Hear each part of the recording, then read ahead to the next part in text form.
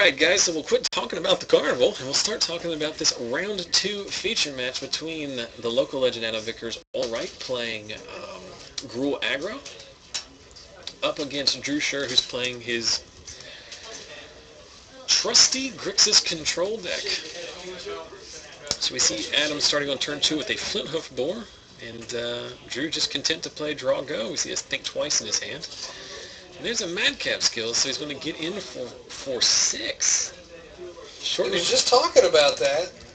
About madcap skills? Yeah. It is probably a card that's going to come out in the sideboard games, as this Doomblade that Drew just drew is going to eat it. 2-for-1 him very hard. But there are some decks that cannot handle. Well, it's not that any. I mean, you can still put 2 cards in front of it, but there are a lot of the creature-based decks, like for example the Aristocrats deck we just saw, that have a hard time dealing with. Basically, got to block the 2 dudes. Yes, it's a Goblin Warren's effect. So we see a Dread Boar. Going to take out the Flint Hoof Boar, and still leaving Drew with a Syncopate for 1 up. So depending on what Adam does here, he can use that mana effectively. Dread Boar's creature or planeswalker? Creature or planeswalker, yeah. And Vickers just going to add a Stromkirk Noble to the board, so he's slowly running out of steam here. Turn 4 Stromkirk Noble.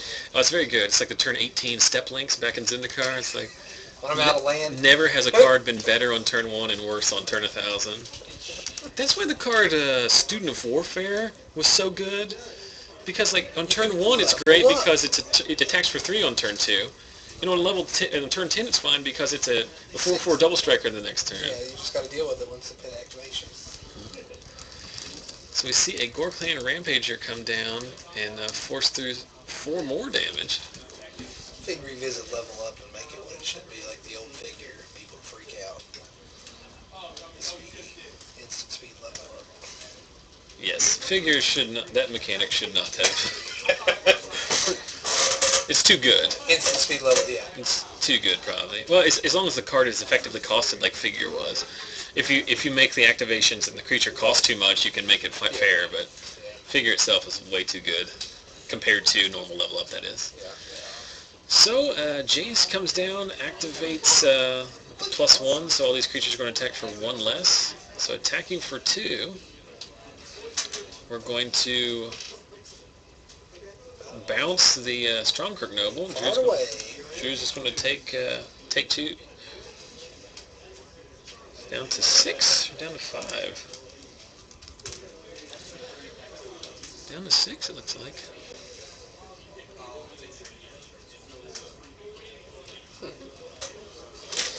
There's a Boros Reckoner. And then we're going to activate Fact or Fiction here. So very interesting. So now Vickers has to play the game where he has to decide if Drew is sandbagging an 8th land. Or not. If he is, then that's the blowout. Yeah. The fact that he has not immediately played it, no, I guess not. So. Oh, 4th land for Vickers. And there's the Hell Rider. That's got to meet a Dissipate or a Syncopate for 2, or no, it is a Dissipate. We're going to attack in here for 5, assuming Drew does not have a Far and Away or a Doomblade, and he is going to drop down to 1. So. Drew dead to a number of cards in Adam's deck. He's going to have to. He did not draw a land, I don't think. He does not have an out to that Boros Reckoner, which I believe is uncounterable. I think he draws another Olivia. Drew an Olivia for his turn, and he drew it off the flashback Think Twice. I think the correct play there was to Fact or Fiction with Jace, hope to draw a non-shock land, and then. Then steal the Reckoner, and then you survive there. But as it is, I think just serving in with a simple attack, it's going to be enough. So we're going to see another. And that is, I believe it's Armed and Dangerous. It gives a target creature double strike. It's like a one of, like... Random. Yeah, the colors. He plays it... Every time he plays it, I have to ask him what it is, but he uses it to give something double strike. Yeah, it's got that blue-red and then the red-white activation that for? No, I think it's red and white. I'll look it up here.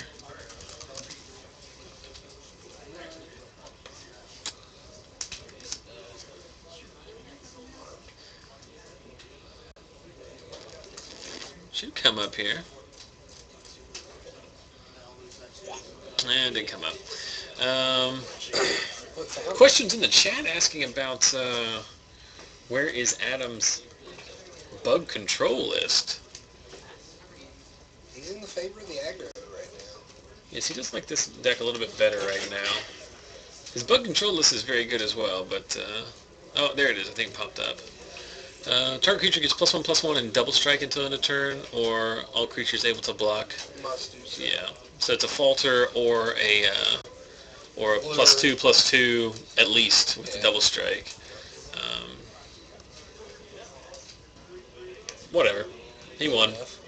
Yeah, I think Drew could have chosen some different lines there that I'm not saying he would have come back to win,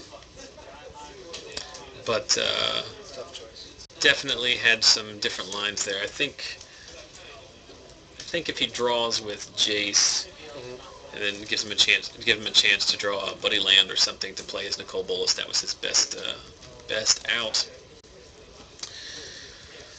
Who else going up to Columbus tomorrow? Tomorrow it's going to be myself, Garrett,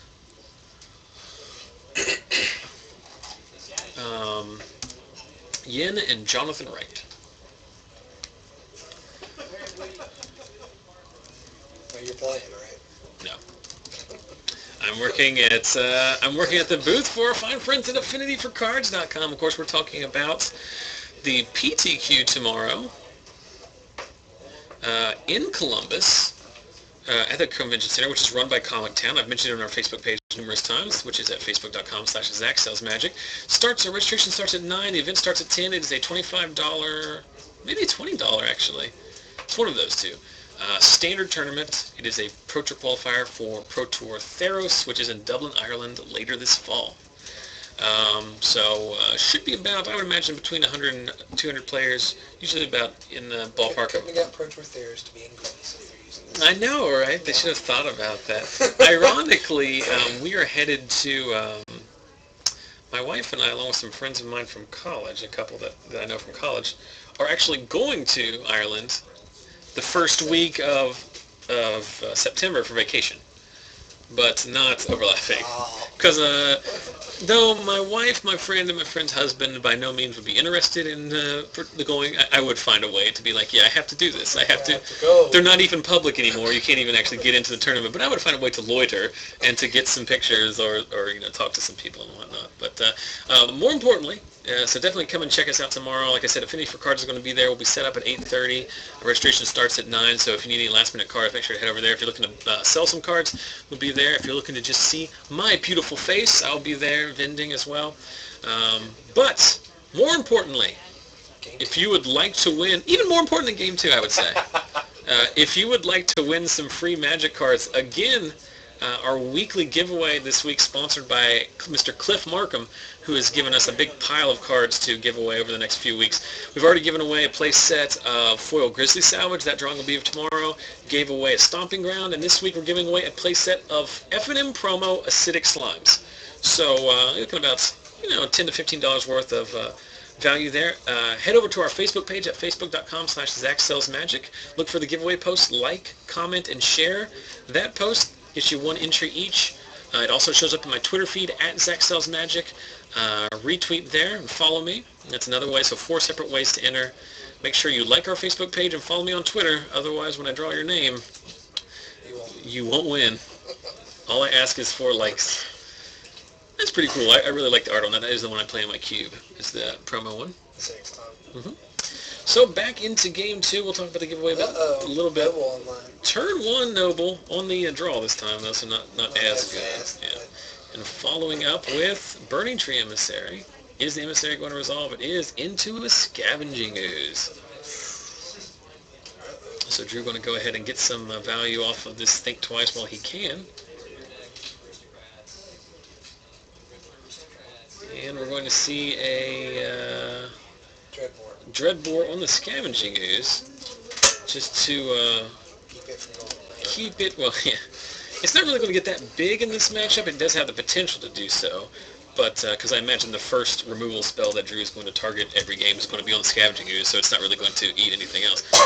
But it's the advantage, and we see Adam land another Scavenging Ooze. It's going to be the interaction it has with Drew's Graveyard. It shuts off Snapcasters, shuts off Flashback on Think Twice and Forbidden Alchemy. And we see Drew with no land. So he's stuck on 3 lands here against a pretty formidable offense. This one, I'm going to go on the record saying this one is not long. So it looks like 8 total. And Adam's going to gain 1 off of activating the Scavenging Ooze.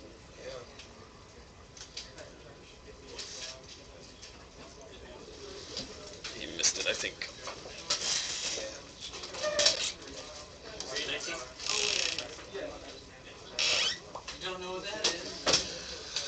Just wanted to make sure they got it right. Just wanted to make sure. And in response to the Forbidden Alchemy, while Drew's tapped out, Vickers going to find an opportunity to slot in a Searing Spear. So Drew dead on board, playing with a deck that doesn't have a sweeper. Barter and Blood might be good here. I know he has that in his sideboard. Whether or not he's casting it, I'm not sure. Well, the Barter and Blood is not even good here because he's just going to sack... and then make the use 4. No, he's going to sack... No, the Stromkirk Noble is a 4/4. Oh, I was going to say that you just get the 4/4 next turn, right? It's an embarrassment of riches. Forcing Drew to... forcing... Aggro versus control. It's just going to be aggro versus slightly slower aggro. Not quite mid-range. So we got Troy King up a game in this round 2 match. He is piloting the same Bant aggro deck. I call it, every week I call it something different. Bant Hexproof, Bant Auras, Bant aggro. It is not fundamentally Bant Hexproof in the sense that he's not playing the full complement of hexproof creatures, but he is playing Geist of St. Trapt and Spectral Flight and Rancor and Unflinching Courage. Hey, Drew. Hey. So it is very similar to that, but not. He's not all in on the hexproof plan. Actually, it changed. Oh, is he all in on the hexproof plan? No, now it's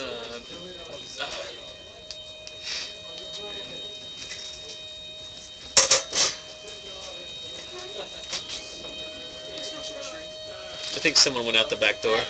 Yeah. Now it's They touched the fire alarm door. Wolfrun Bant that was going around. The what? Wolfrun Bant. Yeah? It's like that, but more. It's more like Bant with red, I think. There's no Thraktos. Is there wolf runs in it? Yeah. Okay. Alright, remember all the stuff I told you about his deck? It's not true anymore. Ignore it. Completely false. But it's more of a controlling build. Meanwhile, Skibbe is playing, did he just reveal 3 Sphinx's Revelations? Good grief. So that's pretty good. Casey's deck is a zombies list that eschews red or blue and goes with white, so he can play things like Or that card. The Demon Maker? No, it's the No. one that draws cards. that's Dark Prophecy. But basically it's a standard. Terminus is very good. It also does not trigger the Dark Prophecy. This is not fair of Troy to play like the same 3 lands I'm always used to him playing, and then then revealing a hand that has 3 Sphinx's Revelations followed by a Terminus. He's killing me here. But yeah, it's the same kind of engine where he has Blood Artist, he has Bloodthorn Vampire, which we see there, and then the typical Gravecrawler and Geralt's Messengers. So you can, But he uses Dark Prophecy, which is, ever since it came out, to gain incremental card advantage as well. That's perfect for it, too. It's very good. I mean, the deck has its issues. Oh, he plays Lingering Souls too. It's kind of, just like it has like that same kind of Aristocrats field, but instead of having the combo of Aristocrats Act 2, the first one, or the Act 2, or the green for the Voice of Resurgence value, it just eschews all that for the mainline zombie plan. You know, those 8 cards become Gravecrawlers and Geralt's Messengers. Dark Prophecy, Gravecrawler, Sack Outlet, Blood Artist is a board state that's almost impossible to beat. For every 1 mana you drain them 1 to draw a card, turns out to be a pretty good situation for the player doing it. Meanwhile, Sphinx's revelation is happening. For what, 3, 4?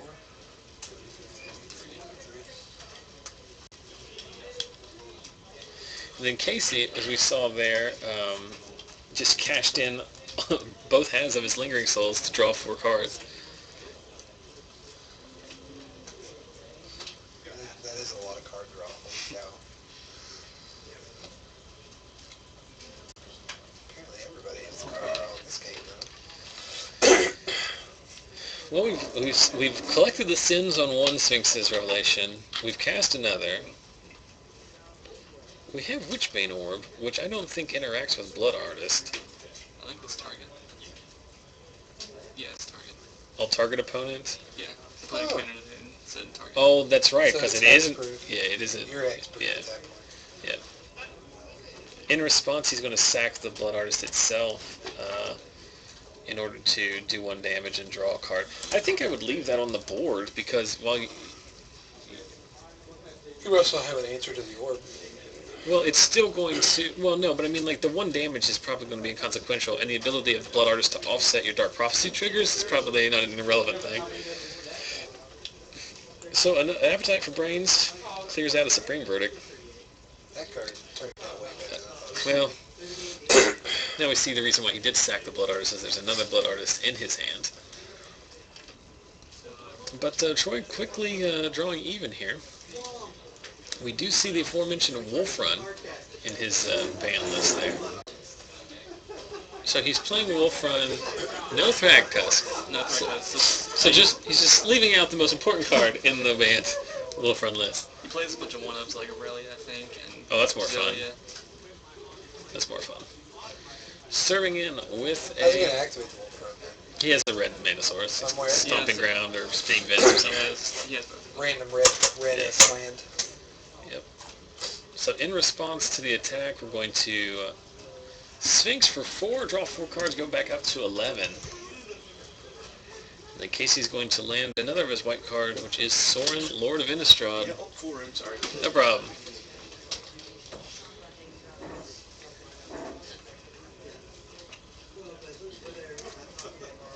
I'm assuming that the Dark Ascension advertisement card is a vampire token made by Sorin. D-Sphere is going to take out Sorin.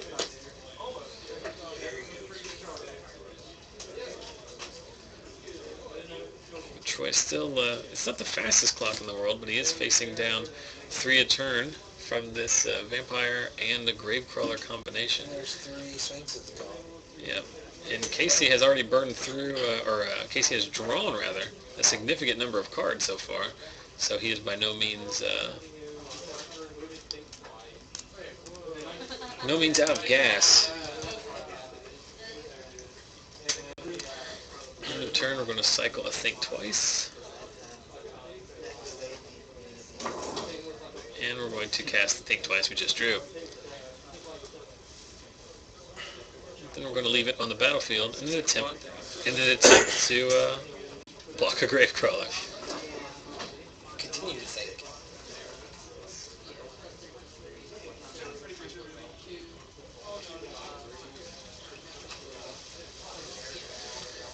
So, Troy, after casting 2 Sphinx's Revelations, has a full grip here.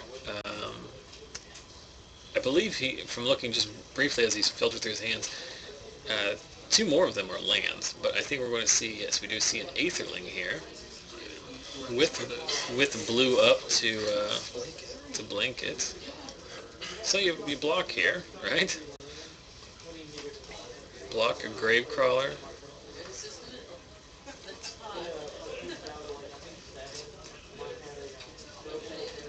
Casey's going to force through 1 damage. He is going to lose that Gravecrawler for good, though, as he doesn't control another zombie currently. But he's going to get a draw off of his Dark Prophecy.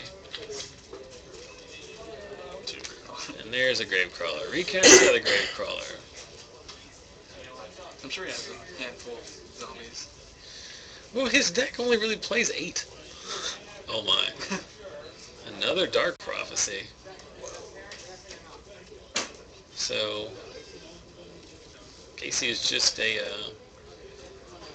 sack outlet away from effectively drawing his entire deck should he want to. I think it's very unlikely that Casey has an answer in his deck to that Witchbane Orb, so he's not going to be able to get there with Blood Artist triggers. If this is the Terminus, that's very good. Of course, Troy's at the point now where he has the luxury of being able to hardcast Terminus, should he draw it.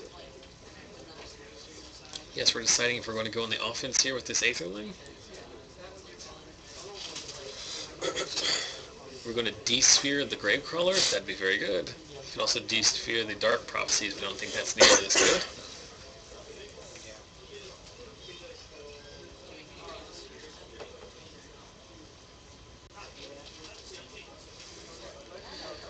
good. Likely making it unblockable.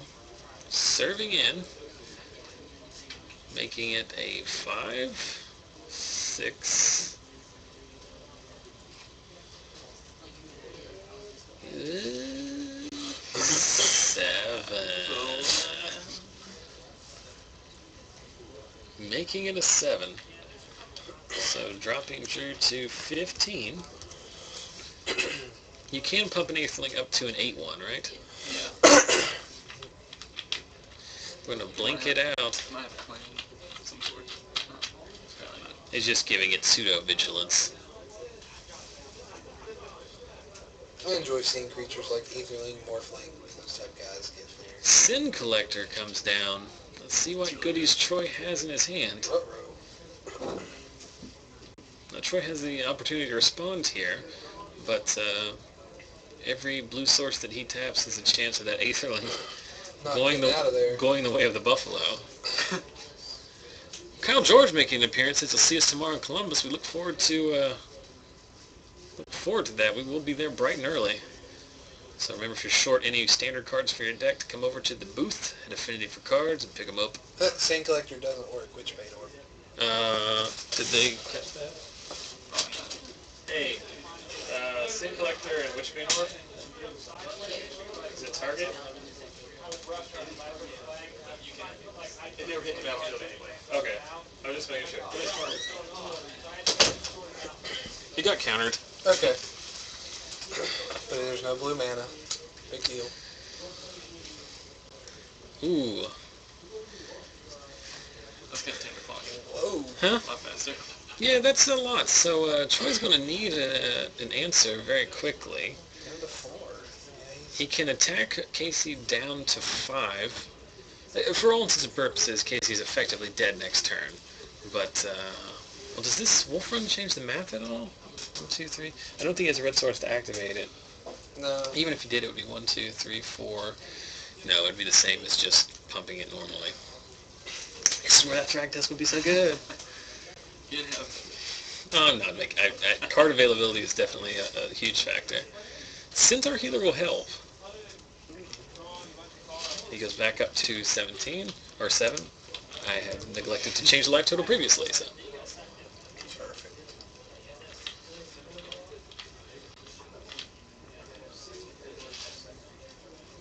I think the chat is, like, very upset about the Witchbane Orb, not realizing that it was dissipated.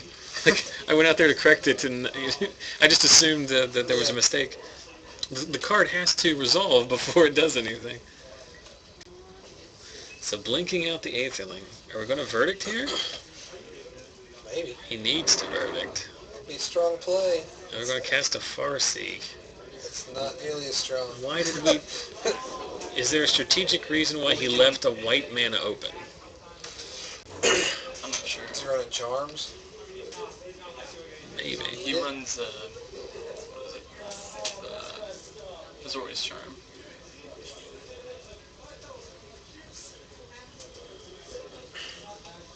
Can the Aetherling get there is the question.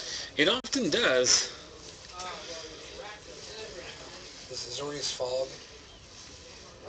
No. Azorius Charm gives lifelink, draws a Is it on card, bottom or top? or top. Azorius Charm is not going to be good here. So he's representing 1, 2, 3, 4, 5, 6, 7. 7 with just the creatures he attacks with, but that Bloodthorn Vampire can effectively go infinite if needed. Ooh, Lingering Souls makes it... You need to block the... He made those. So I guess the front half of Lingering Souls here gives you the option to draw some cards, I guess.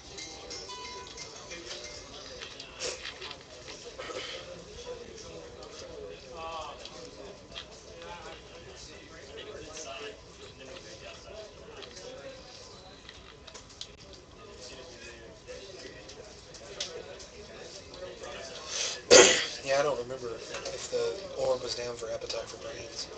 Well, I mean, what am I going to do? Yeah, I don't remember either. Like it was just. I'm sure it was from one. I've been doing this. No, it wasn't. That was Wasn't the. it? There was a duress earlier. Well, I don't know. Did the Appetite? It got something. It got a Sphinx's. No, that wasn't Sphinx's Revelation. No, The Sin Collector got the Sphinx's Revelation. It was right Yeah, before he may have very well. cast. Yeah, but as I say, each and every week, both to the people watching live and to the endless stream of YouTube commenters, I try as hard as I can to catch everything I can.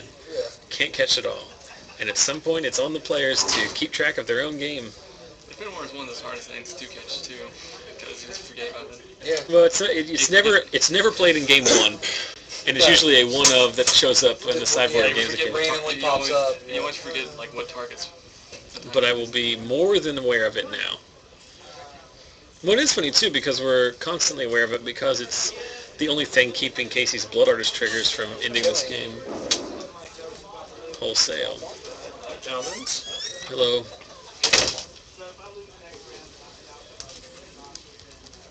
Skibbe. Yes. What are you? 0-1. Yeah.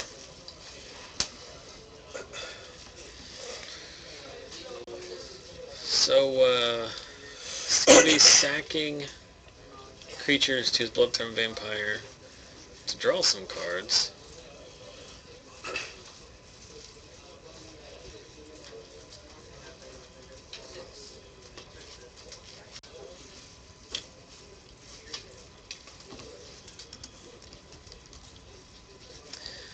So he's at 7.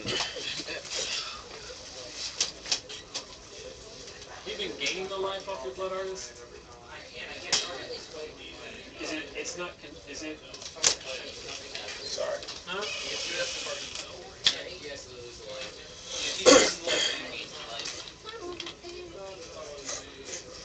Where'd Yen go? I think he went home. They're going. He's one of the ones going to Columbus tomorrow. Oh. For the, I don't think.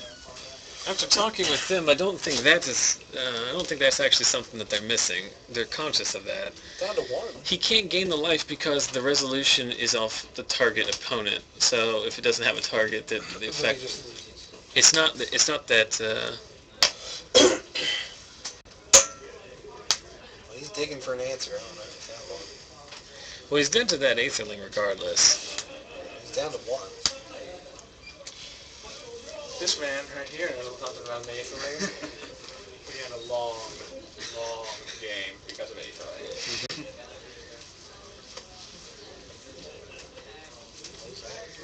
Oh, so he's going to. I don't know how big the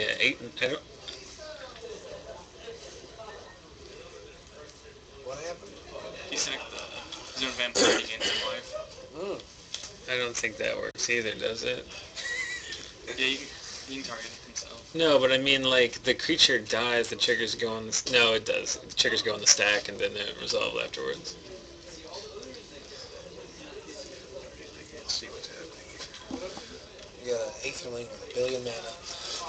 Wolf's Run on the left. All that matters here is that Casey is using the Dark Prophecy and a sack outlet to desperately try and draw something that will help him not die to the Aetherling that's about to come down. Like, yes, one like right. So he needs Pithing Needle, right? Yes, Pithing Needle would be good I enough. would do it. That or Miracle. Well, he's drawn a... He's tapped a lot of mana. I don't think he's planning to play it now. Can't, I was say can't trade. So Gerald's Messenger also targeting an opponent. Yeah, so I'm gonna get there. Which Bane word for the win? So after this game, Casey's going to find some card in black and white that will allow him to effectively kill Darn disenchant. Kill a Witchbane Orb. Actually, that's the end of it. Sundering Yeah, 2-0. growth. Yeah. White populate his tokens of some sort. That's 2-0 though. You won't get a chance. And this will be the last time that I ask Casey to play on camera with this deck, if purely because I'm tired of trying to keep track of all the complaints in the chat about various things, which very well could be missed because there's a lot of intricate interaction. Are you saying that Magic is a complicated game? Whoa, I am saying that. More importantly, we finished 2 rounds featuring 3 matches and not a single tag test has been resolved. Let's get good night then. That's fantastic, right? Well, Yin's not playing. Max ain't here. Max isn't here. Garrett isn't here. There's your threat test. That's all 12 of them. Vickers is playing Gruul instead of Bug Control, so there's 4 more tag tests not in play. Cliff Markham's not playing anymore. That's green in the deck. Why doesn't it play tag test? Because it costs too much. Every other deck does. Faster. Hold on, Zach. If you have green mana in your deck, you have to play a drag test. Isn't that like a... It's a rule. It's, I think, He's rule breaking the rule. 7.01.k. I'll be honest, I didn't hear what you said. So, Made up a number. I am answering some questions in the chat. Slayer saying, can we not watch Jonder control matchups? Well, I guess we can. We can just watch 2 aggro decks pound into each other all night. Or Just just deal one where... aggro deck pound into a controller. yeah. Wait, Wait, nice. control? Like the entire form of control? Like, you're not allowed... I mean, isn't that a third to a half of Magic? Well, it's one of those, if you're not the beatdown, what deck are you? There's also a considerable... I mean, Yeah, Mike Flores. There's also a considerable amount of discussion in the chat as to about whether or not the Blood Artist trigger actually lets you gain life, which I do not think it does, because the way it is worded is that the target is the opponent, and if you don't have a target, then the effect fizzles. Why didn't we just ask the man who would know, Mr. J.B. Roberts? Well, we can go ask him here in a second. There's another question about how many rounds. There are 4 rounds with the cut to top 8. What do they get for first place? I don't know, like a lot of packs or store credit. Good stuff. 20 people, 2 packs per person in the prize pool, so there's 40 packs in the field. I don't know, he'll get like 16. 16 probably first. Yeah, it's a small field.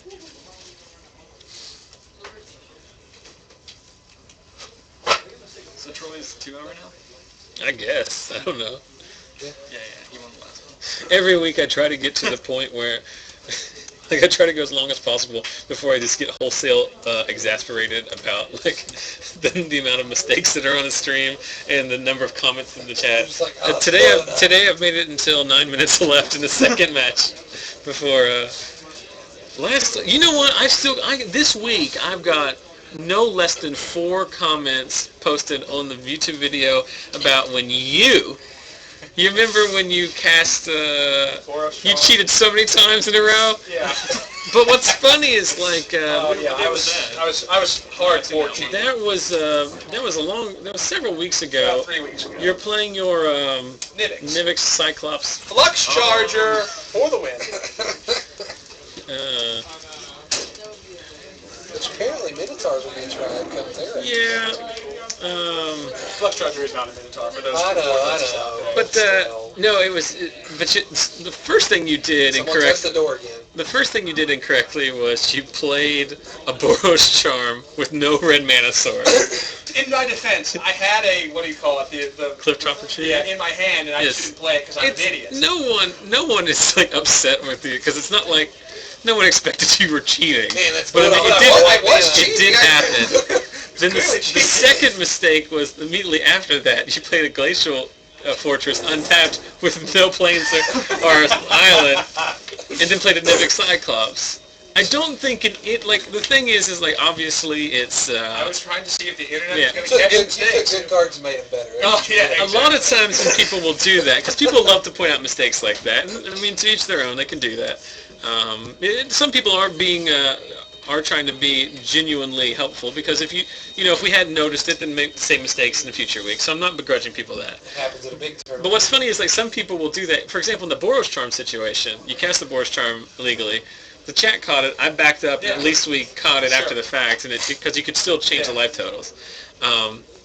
But like sometimes there'll be a complaint, and then I'll click on the link from my email, go to the video, and then it'll be like comment deleted author withheld. Because what's happened is as soon as it happens, they get on the comment and they type it, and then they realize we correct it later, and then they go back and delete it, which is fun. But some people don't even bother deleting it. Just like, yeah, we corrected that. I don't know what you want to do. It is hard. I try to explain to people, we love doing the stream, and I love I mean, if I didn't love doing it, I wouldn't be You doing would do it, yeah. But, you know, and we try, and I'm very conscious of the mistakes, and I try as hard as I can to catch as many of them.